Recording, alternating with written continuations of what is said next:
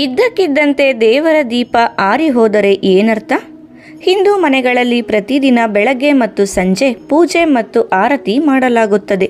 ಪೂಜೆಯ ಸಮಯದಲ್ಲಿ ದೀಪವನ್ನು ಅಗತ್ಯವಾಗಿ ಬೆಳಗಿಸಲಾಗುತ್ತದೆ. ಮನೆಯ ಮುಖ್ಯ ಬಾಗಿಲಿನ ಮುಂದೆ ಮತ್ತು ತುಳಸಿ ಗಿಡದ ಮುಂದೆ ಪ್ರತಿದಿನ ದೀಪವನ್ನು ಹಚ್ಚುವ ಸಂಪ್ರದಾಯವಿದೆ.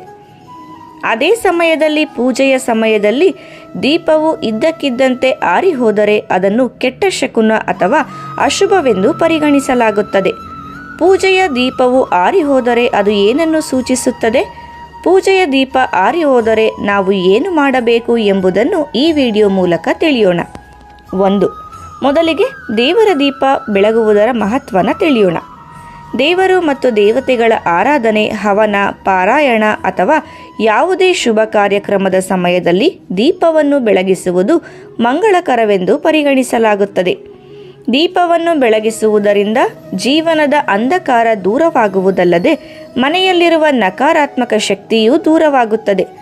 ಶಾಸ್ತ್ರಗಳ ಪ್ರಕಾರ ದೀಪವನ್ನು ಬೆಳಗಿಸುವುದರಿಂದ ಜೀವನದ ತೊಂದರೆಗಳು ದೂರವಾಗುತ್ತವೆ. ಅಲ್ಲದೆ ವಾಸ್ತುಶಾಸ್ತ್ರದಲ್ಲಿ ದೀಪವನ್ನು ಬೆಳಗಿಸುವುದರಿಂದ ವಾಸ್ತುದೋಷಗಳು ದೂರವಾಗುತ್ತವೆ ಎಂದು ಹೇಳಲಾಗಿದೆ. 2. ದೀಪ ಇದ್ದಕ್ಕಿದ್ದಂತೆ ಆರಿ ಹೋದರೆ ಅದರ ಅರ್ಥವೇನು? ಪೂಜೆಯ ಸಮಯದಲ್ಲಿ ದೀಪವನ್ನು ನಂದಿಸುವುದು ಅಥವಾ ಆರಿ ಹೋಗುವುದು ಸಾಮಾನ್ಯವಾಗಿ ಕೆಟ್ಟ ಶಕುನವೆಂದು ಪರಿಗಣಿಸಲಾಗುತ್ತದೆ.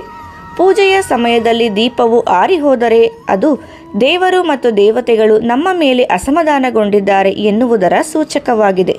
ಇದರರ್ಥ ಪೂಜೆ ಪೂರ್ಣಗೊಂಡಿಲ್ಲ ಹಾಗೂ ಪೂಜೆಯ ಪೂರ್ಣ ಫಲ ನಿಮಗೆ ದೊರೆಯುವುದಿಲ್ಲ ಎಂಬುದಾಗಿದೆ. ಇದಲ್ಲದೆ ದೇವರ ಮುಂದೆ ನೀವಿಟ್ಟ ಬಯಕೆಯು ಈಡೇರುವುದಿಲ್ಲ ಎಂಬುದಾಗಿದೆ. ಓರ್ವ ವ್ಯಕ್ತಿ ಶುದ್ಧ ಮನಸ್ಸಿನಿಂದ ದೇವರನ್ನು ಪೂಜಿಸದೇ ಇದ್ದರೂ ದೇವರ ದೀಪ ಆರಿ ಹೋಗುತ್ತದೆ. 3. ದೀಪ ಇದ್ದಕ್ಕಿದ್ದಂತೆ ಆರಿ ಹೋದರೆ ಹೀಗೆ ಮಾಡಬೇಕು. ಪೂಜೆಯ ಸಮಯದಲ್ಲಿ ದೀಪವು ಆರಿ ಹೋಗಲು ಗಾಳಿ ಅಥವಾ ಬತ್ತಿಯಲ್ಲಿ ಸಾಕಷ್ಟು ಪ್ರಮಾಣದ ತುಪ್ಪ ಅಥವಾ ಎಣ್ಣೆಯ ಕೊರತೆಯಂತಹ ಇತರ ಕಾರಣಗಳೂ ಇರಬಹುದು. ಅಂತಹ ಪರಿಸ್ಥಿತಿಯಲ್ಲಿ ಪೂಜೆಯ ಸಮಯದಲ್ಲಿ ನಿಮ್ಮ ದೀಪವು ಆರಿ ಹೋದರೆ ದೇವರಲ್ಲಿ ಕ್ಷಮೆಯಾಚಿಸಿ ಮತ್ತು ಮತ್ತೆ ದೀಪವನ್ನು ಬೆಳಗಿಸಿ. ದೀಪದಲ್ಲಿ ತುಪ್ಪ ಮತ್ತು ಎಣ್ಣೆ ಸಾಕಷ್ಟು ಪ್ರಮಾಣದಲ್ಲಿ ಇರಬೇಕು. ಇದರಿಂದ ದೀಪವು ಮತ್ತೆ ಆರಿ ಹೋಗುವುದಿಲ್ಲ ಎಂಬುದನ್ನು ನೆನಪಿನಲ್ಲಿಡಿ. 4. ಅಖಂಡ ಜ್ಯೋತಿ ಬೆಳಗುವಾಗ ಇವುಗಳನ್ನು ಗಮನದಲ್ಲಿರಲಿ. ಒಬ್ಬ ವ್ಯಕ್ತಿಯು ತನ್ನ ಸಂಕಲ್ಪವನ್ನು ಪೂರೈಸಲು ಅಖಂಡ ಜ್ಯೋತಿಯನ್ನು ಬೆಳಗಿಸುತ್ತಿದ್ದರೆ ಅವನು ಅದರ ಬಗ್ಗೆ ಹೆಚ್ಚಿನ ಕಾಳಜಿ ವಹಿಸಬೇಕಾಗುತ್ತದೆ. ಏಕೆಂದರೆ ಅಖಂಡ ಜ್ಯೋತಿಯನ್ನು ನಂದಿ ಹೋದರೆ ಅದು ಅವನ ಇಚ್ಛೆ ಪೂರ್ಣಗೊಳ್ಳದಂತೆ ಮಾಡುತ್ತದೆ. ಇಂತಹ ಘಟನೆಯು ಕುಟುಂಬಕ್ಕೆ ತೊಂದರೆ ತರಬಹುದು. ಇದನ್ನು ತಪ್ಪಿಸಲು ಅಖಂಡ ಜ್ಯೋತಿಯನ್ನು ಬೆಳಗಿಸುವಾಗ ಅದರ ಸುತ್ತಲೂ ಗಾಜಿನ ಆವರಣವನ್ನು ಇರಿಸಿ ಮತ್ತು ಅದರಲ್ಲಿ ಸಾಕಷ್ಟು ಎಣ್ಣೆ ಮತ್ತು ತುಪ್ಪವನ್ನು ಹಾಕಿಡಿ. ಅಲ್ಲದೆ ಅಖಂಡ ಜ್ಯೋತಿಯ ಪಕ್ಕದಲ್ಲಿ ಸಣ್ಣ ದೀಪವನ್ನು ಬೆಳಗಿಸಿ. ಒಂದು ವೇಳೆ ಅಖಂಡ ಜ್ಯೋತಿಯ ದೊಡ್ಡ ದೀಪ ಆರಿ ಹೋದರೆ ಈ ಚಿಕ್ಕ ದೀಪದಿಂದ ಮತ್ತೆ ಅಖಂಡ ಜ್ಯೋತಿಯನ್ನು ಬೆಳಗಿಸಬಹುದು.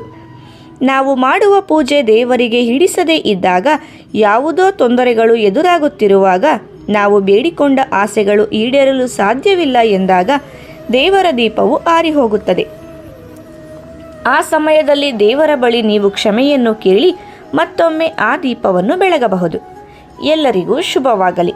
ಸ್ನೇಹಿತರೆ, ಮಾಹಿತಿ ಇಷ್ಟ ಆದರೆ ವಿಡಿಯೋಗೆ ಒಂದು ಲೈಕ್ ಮಾಡಿ. ಇದೇ ರೀತಿ ಉಪಯುಕ್ತ ಮಾಹಿತಿಯೊಂದಿಗೆ ಮುಂದಿನ ವಿಡಿಯೋದಲ್ಲಿ ಭೇಟಿಯಾಗೋಣ. ಧನ್ಯವಾದಗಳು.